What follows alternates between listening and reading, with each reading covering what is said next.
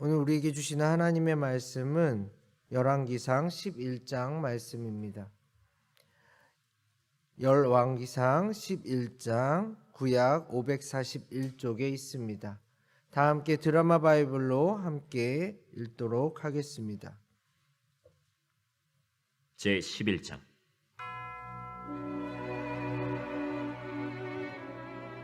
솔로몬 왕이 바로의 딸 외에 이방의 많은 여인을 사랑하였으니 곧 모압과 암몬과 에돔과 시돈과 헷 여인이라.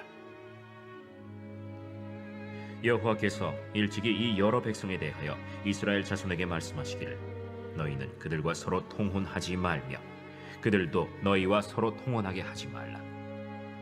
그들이 반드시 너희의 마음을 돌려 그들의 신들을 따르게 하리라 하셨으나 솔로몬이 그들을 사랑하였더라. 왕은 후궁이 700명이요 첩이 300명이라. 그의 여인들이 왕의 마음을 돌아서게 하였더라. 솔로몬의 나이가 많을 때에 그의 여인들이 그의 마음을 돌려 다른 신들을 따르게 하였으므로 왕의 마음이 그의 아버지 다윗의 마음과 같이 아니하여 그의 하나님 여호와 앞에 온전하지 못하였으니 이는 시돈 사람의 여신 아스다롯을 따르고 암몬 사람의 가증한 밀곰을 따름이라. 솔로몬이 여호와의 눈앞에서 악을 행하여 그의 아버지 다윗이 여호와를 온전히 따름같이 따르지 아니하고 모압의 가증한 그모스를 위하여 예루살렘 앞산에 산당을 지었고 또 암몬 자손의 가증한 몰록을 위하여 그와 같이 하였으며 그가 또 그의 이방 여인들을 위하여 다 그와 같이 한지라. 그들이 자기의 신들에게 분향하며 제사하였더라. 솔로몬이 마음을 돌려 이스라엘의 하나님 여호와를 떠나므로 여호와께서 그에게 진노하시니라. 여호와께서 일찍이 2번이나 그에게 나타나시고 이 일에 대하여 명령하사 다른 신을 따르지 말라 하셨으나 그가 여호와의 명령을 지키지 않았으므로 여호와께서 솔로몬에게 말씀하시되 내게 이러한 일이 있었고 또 네가 내 언약과 내가 네게 명령한 법도를 지키지 아니하였으니 내가 반드시 이 나라를 네게서 빼앗아 네 신하에게 주리라. 그러나 내 아버지 다윗을 위하여 네 세대에는 이 일을 행하지 아니하고 네 아들의 손에서 빼앗으려니와 오직 내가 이 나라를 다 빼앗지 아니하고 내 종 다윗과 내가 택한 예루살렘을 위하여 한 지파를 네 아들에게 주리라. 여호와께서 에돔 사람 하닷을 일으켜 솔로몬의 대적이 되게 하시니 그는 왕의 자손으로서 에돔에 거하였더라. 전에 다윗이 에돔에 있을 때 군대 지휘관 요압이 가서 죽임을 당한 자들을 장사하고 에돔의 남자를 다 쳐서 죽였는데 요압은 에돔의 남자를 다 없애기까지 이스라엘 무리와 함께 6달 동안 그곳에 머물렀더라. 그때에 하닷은 작은 아이라. 그의 아버지 신하 중 에돔 사람 몇몇과 함께 도망하여 애굽으로 가려 하여 미디안을 떠나 바란에 이르고 거기서 사람을 데리고 애굽으로 가서 애굽 왕 바로에게 나아가매 바로가 그에게 집과 먹을 양식을 주며 또 토지를 주었더라. 하닷이 바로의 눈앞에 크게 은총을 얻었으므로 바로가 자기의 처제 곧 왕비 다브네스의 아우를 그의 아내로 삼으매 다브네스의 아우가 그로 말미암아 아들 그누밧을 낳았더니 다브네스가 그 아이를 바로의 궁중에서 젖을 떼게 하매 그누밧이 바로의 궁에서 바로의 아들 가운데 있었더라. 하닷이 애굽에 있어서 다윗이 그의 조상들과 함께 잔 것과 군대 지휘관 요압이 죽은 것을 듣고 바로에게 아뢰되 나를 보내어 내 고국으로 가게 하옵소서. 바로가 그에게 이르되 내가 나와 함께 있어 무슨 부족함이 있기에 내 고국으로 가기를 구하느냐? 없나이다. 그러나 아무쪼록 나를 보내옵소서. 하나님이 또 엘리야다의 아들 르손을 일으켜 솔로몬의 대적자가 되게 하시니 그는 그의 주인 소바 왕 하닷 에셀에게서 도망한 자라. 다윗이 소바 사람을 죽일 때 르손이 사람들을 자기에게 모으고 그 무리의 괴수가 되어 다메섹으로 가서 살다가 거기서 왕이 되었더라. 솔로몬의 일평생에 하닷이 끼친 환난 외에 르손이 수리아 왕이 되어 이스라엘을 대적하고 미워하였더라. 솔로몬의 신하 느밧의 아들 여로보암이 또한 손을 들어 왕을 대적하였으니 그는 에브라임 족속인 스레다 사람이요 그의 어머니의 이름은 스루아인이 과부더라. 그가 손을 들어 왕을 대적하는 까닭은 이러하니라. 솔로몬이 밀로를 건축하고 그의 아버지 다윗의 성읍이 무너진 것을 수축하였는데 이 사람 여로보암은 큰 용사라. 솔로몬이 이 청년의 부지런함을 보고 세워 요셉 족속의 일을 감독하게 하였더니 그 즈음에 여로보암이 예루살렘에서 나갈 때 실로 사람 선지자 아히야가 길에서 그를 만나니 아히야가 새 의복을 입었고 그 두 사람만 들에 있었더라. 아히야가 자기가 입은 새 옷을 잡아 12조각으로 찢고 여로보암에게 이르되 너는 10조각을 가지라. 이스라엘의 하나님 여호와의 말씀이 내가 이 나라를 솔로몬의 손에서 찢어 빼앗아 10지파를 내게 주고 오직 내 종 다윗을 위하고 이스라엘 모든 지파 중에서 택한 성읍 예루살렘을 위하여 한 지파를 솔로몬에게 주리니 이는 그들이 나를 버리고 시돈 사람의 여신 아스타롯과 모압의 신 그모스와 암몬 자손의 신 밀곰을 경배하며 그의 아버지 다윗이 행함같이 아니하여 내 길로 행하지 아니하며 나 보기에 정직한 일과 내 법도와 내 율례를 행하지 아니함이니라. 그러나 내가 택한 내 종 다윗이 내 명령과 내 법도를 지켰으므로 내가 그를 위하여 솔로몬 생전에는 온 나라를 그의 손에서 빼앗지 아니하고 주관하게 하려니와 내가 그의 아들의 손에서 나라를 빼앗아 그 10지파를 내게 줄 것이요 그의 아들에게는 내가 한 지파를 주어서 내가 거기에 내 이름을 두고자 하여 택한 성읍 예루살렘에서 내 종 다윗이 항상 내 앞에 등불을 가지고 있게 하리라. 내가 너를 취하리니 너는 내 마음에 원하는 대로 다스려 이스라엘 위에 왕이 되되 내가 만일 내가 명령한 모든 일에 순종하고 내 길로 행하며 내 눈에 합당한 일을 하며 내 종 다윗이 행함같이 내 율례와 명령을 지키면 내가 너와 함께 있어 내가 다윗을 위하여 세운 것 같이 너를 위하여 견고한 집을 세우고 이스라엘을 내게 주리라. 내가 이로 말미암아 다윗의 자손을 괴롭게 할 것이나 영원히 하지는 아니하리라 하셨느니라. 이러므로 솔로몬이 여로보암을 죽이려 하매 여로보암이 일어나 애굽으로 도망하여 애굽 왕 시삭에게 이르러 솔로몬이 죽기까지 애굽에 있으니라. 솔로몬의 남은 사적과 그의 행한 모든 일과 그의 지혜는 솔로몬의 실록에 기록되지 아니하였느냐. 솔로몬이 예루살렘에서 온 이스라엘을 다스린 날수가 40년이라.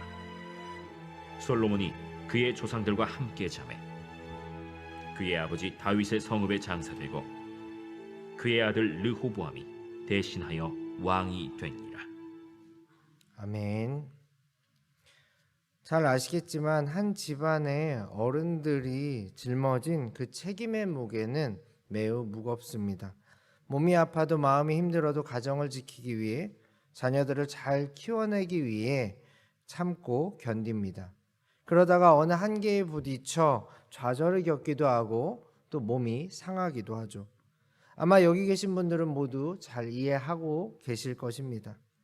사실 한 가정을 책임지는 일도 이렇게 무거운데 역사 속에서 나라를 이끌었던 리더들, 왕들, 대통령들의 고민과 스트레스는 우리가 상상하는 것 그 이상일 것입니다. 매일매일 수많은 백성들의 삶과 요구를 들어야 했고 나라를 잘 통제하기 위해 하루에도 수많은 선택을 치러야 했습니다. 그리고 항상 주변의 강대국들을 경계하고 전쟁을 치러야 했으며 승리와 패배 사이에는 때로는 인정도 받고 때로는 손가락질도 받아야 했습니다. 그래서 저마다의 방법들을 찾아내었습니다. 군사력을 길러 힘에 집중하기도 하고 지혜와 지식을 총동원하여 어떤 나라의 체계를 만들기도 하며 더 큰 힘을 가진 자들을 의지하기도 하는 것이죠. 그러나 하나님을 믿는 사람들은 하나님의 방법을 사용해야 합니다. 하나님의 말씀에 순종하고 의지하며 겸손히 나아가야 합니다. 안타깝게도 오늘 본문의 솔로몬은 이전과는 전혀 다른 모습으로 우리에게 보여집니다. 그가 왕위에 올랐을 때는 하나님만을 의지하고 지혜를 구했지만 시간이 흐르고 흘러 나이가 들어가며 그의 통치 스타일은 완전히 다른 길로 가게 됩니다. 그는 나라의 기틀과 평화를 유지하기 위해 더 이상 하나님의 지혜를 실행하지 않았습니다. 그리고는 당시 힘을 가진 대부분의 왕들이 시도했던 정치적이고 정략적인 방법을 사용했습니다. 그중 하나가 바로 이방 나라들의 그 여인들, 특별히 각국의 왕의 딸들, 권력자의 딸들과 결혼하는 것이었습니다. 사실 이 잘못된 첫 단추는 솔로몬이 원해서라기보다는 강대국 이스라엘을 통치하는 지혜자 솔로몬과 어떻게든 조약을 맺으려는 이방 나라들의 요청이었을 것입니다. 그런데 솔로몬도 이를 거절하지 않았습니다. 아마 왕으로서 이 정도는 괜찮겠지. 아니, 당연한 거야. 이 수많은 결혼들은 나를 위한 것이 아니라 나라의 안정을 위한 거야 하며 합리화했을 것입니다. 우리도 그런 경우가 있죠. 해서는 안 되는 것들, 하지 말아야 하는 것들, 나 자신과의 약속들. 그런데 어느 순간 무너져 버리면 그때부터 스스로 변명을 찾거나 합리화할 때가 많습니다. 그러나 참된 지혜는 매일매일 순간순간을 하나님과 동행하며 지켜내야 하는 것입니다. 안타깝게도 솔로몬은 이 중요한 부분에서 실패하고 말았습니다. 역시나 수많은 인기와 칭송들, 권력의 달콤함에 취하여 하나님께 쏟았던 그 마음을 이방 여인을 사랑함에 쏟고 말았습니다. 더 큰 문제는 이 수많은 이방 여인들은 솔로몬과의 혼인하는 가운데 이스라엘의 규례와 법도를 지키는 것이 아니라 여전히 자신들의 나라의 우상을 섬기고 그 우상의 문화를 이스라엘에 보급하는 통로의 역할을 감당했다는 사실입니다. 본문에 나오는 아스다롯은 사랑과 번영의 여신이었고 밀곰은 암몬 족속들의 신으로서 그들은 복을 얻기 위해 자녀까지 제물로 바쳤습니다. 그 모습은 모압이 섬기던 신으로 전쟁에 승리하기 위해 아니면 신의 분노를 잠재우기 위해 사람을 바치는 제사까지 드렸다는 기록이 있습니다.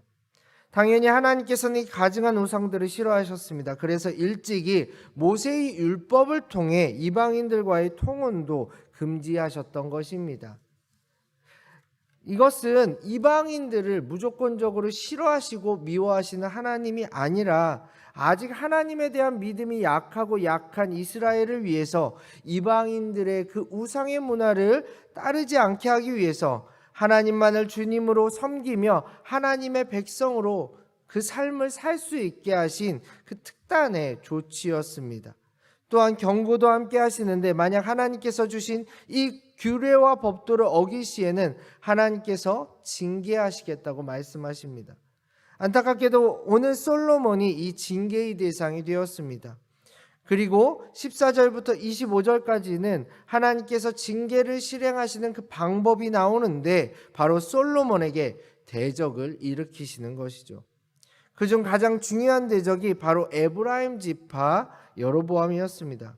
특별히 그가 솔로몬에게 반기를 든 이유는 27절부터 설명이 나오는데요. 본래 나라의 어떤 건축을 담당하는 감독자 역할을 했는데 어느 날 선지자 아이야가 찾아와 이스라엘의 10지파를 주겠다고 예언을 하게 됩니다.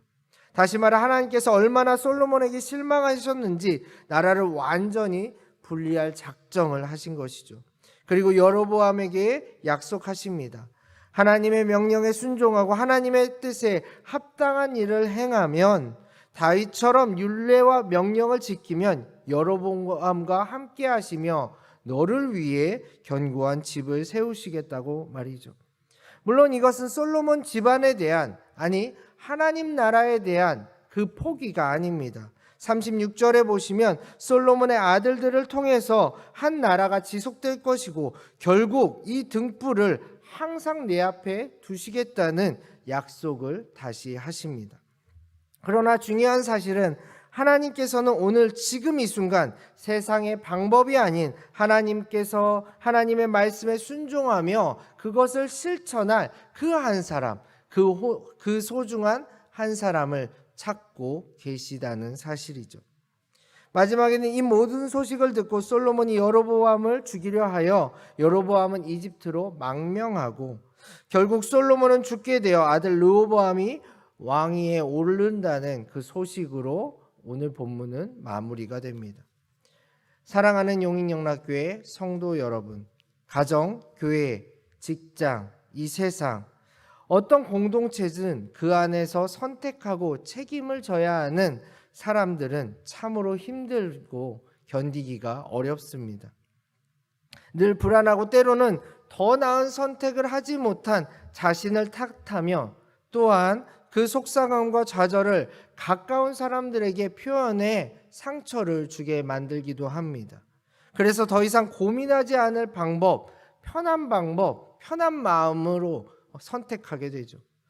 솔로몬도 이런 측면에서 보면 이해가 됩니다. 얼마나 힘들었을까요? 얼마나 고민이 많았을까요? 얼마나 불안했을까요? 그러나 꼭 기억하십시오. 오히려 하나님께서는 그 고민을 귀하게 여기십니다. 하나님께서는 불안한 세상 가운데에서도 끝까지 하나님과 함께 나누며 기도하는 사람, 때로는 실패하더라도 자신을 돌아보며 하나님을 찾는 사람들과 함께 하십니다. 하나님은 모든 이들에게 인정받고 칭송받는 그 유명인이 아닌 가정과 교회, 직장 안에서 오늘도 눈물로 씨를 뿌리며 편한 방법이 아닌 하나님과 함께 고민하는 그런 여러분을 칭찬하십니다. 여러분, 지금 힘드신 거 압니다. 지금 불안하신 거 압니다. 그것 때문에 여전히 기도하고 계신 것 압니다. 그러나 확실한 것은 하나님께서 그런 여러분을 통해 하나님의 견고한 집을 오늘도 세우고 계십니다. 하나님의 사랑을, 하나님의 뜻을 여러분과 함께 이루어 가고 계십니다. 마지막으로 우리는 복음을 믿는 자들입니다. 그런데 그 복음이 하나님의 가장 힘든 선택, 자신의 아들을 내어주는 결정에서 왔음을 우리는 잊지 말아야 합니다. 얼마든지 마음대로 쉬운 방법을 택할 수 있는 그 하나님께서 사랑 하나 때문에 우리를 포기하지 않으시고 모든 것을 견뎌내셨습니다. 부디 오늘 하루 여전히 수많은 고민과 불안함 가운데에서도 그것이 우리를 찾아왔을 때에도 그래, 이것이 신앙의 길이구나, 나는 좁은 길을 잘 가고 있구나 생각하시고 무엇보다 참된 진리와 지혜의 근본이신 하나님과 동행함, 그 동행함 하나를 자랑으로 여기시며 하나님 나라를 견고히 세우시는 한 분 한 분 되시기를 간절히 소망합니다. 함께 기도하겠습니다. 하나님 아버지, 인생의 여정 가운데 하나님을 바라보고 하나님의 뜻을 선택하기란 쉽지가 않습니다. 항상 더 나아 보이는 방법, 인간적인 방법들을 고민할 때가 많습니다. 주님, 우리의 연약함을 아시오니 힘을 주시고 우리도 끝까지 사랑하고 끝까지 포기하지 않으며 모든 것을 내어주신 하나님과 잘 동행하게 하옵소서. 나아가 이 어려운 시대, 그럼에도 불구하고 우리를 통해 가정과 교회와 세상 속에서 하나님의 견고한 집을 세우시는 하나님의 뜻을 이루게 하옵소서. 예수님의 이름으로 기도하옵나이다. 아멘.